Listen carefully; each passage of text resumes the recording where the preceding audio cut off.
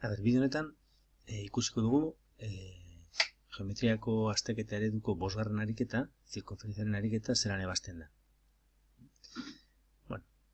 Emoten dizkigute alde batetik zirkunferentzia baten zentroa, -1, 2 puntua, hemen dagoena, eta zirkunferentzian dagoen puntu solte bat, P, eta 3, -1.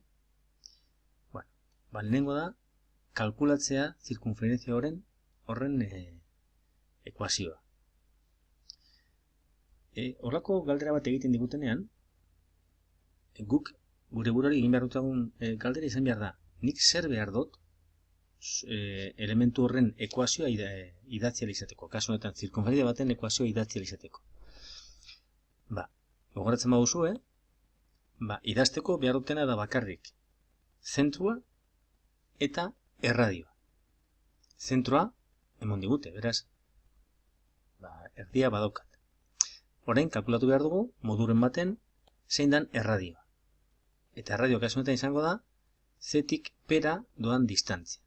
Beraz, bi puntuen arteko distantziaren bitartez kalkulatuko dugu erradioa. Eta gero, erradioarekin formula aplikatu. Orduan, zelan kalkulatzen dugu bi puntu hauen arteko distantzia? B puntuen kenketa x ken x2 ken x1 berbi gehi i2 ken i1 berbi batuta eta gero errokarratu. Geratzen da hemen 16 gehi 9 25, 25 erroa 5.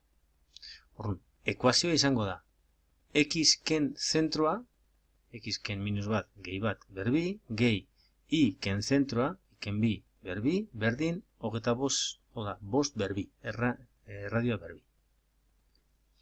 Horrengo zan lehenengo galdera. Eta bigarrena, zirkunferentzia honen diametro batek P puntuan dauka bere mutur bat. Hau diametroa dela, zuzenki bat, zeharkatzen duena zentrotik pasatuz, zirkunferentzia osoa. Eta da, P' zuzenkia. Eta eskatzen digute kalkulatzeko P'.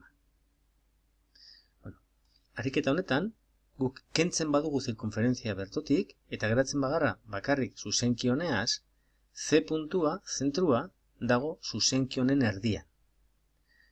Beraz, erdiko puntuaren formula erabiliz, bakandola izango ditugu x eta y. Edo, beste planteamendua, eta azkenean modu berdina da, P' izango da peren simetrikoa zerekiko. Total.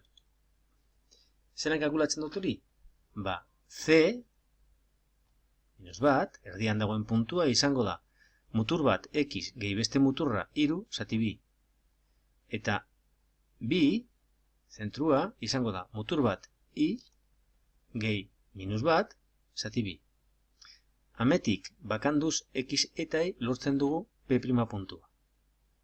Bi bidatzen pasa, -2 gehi x gehi 3, beraz x berdin -5.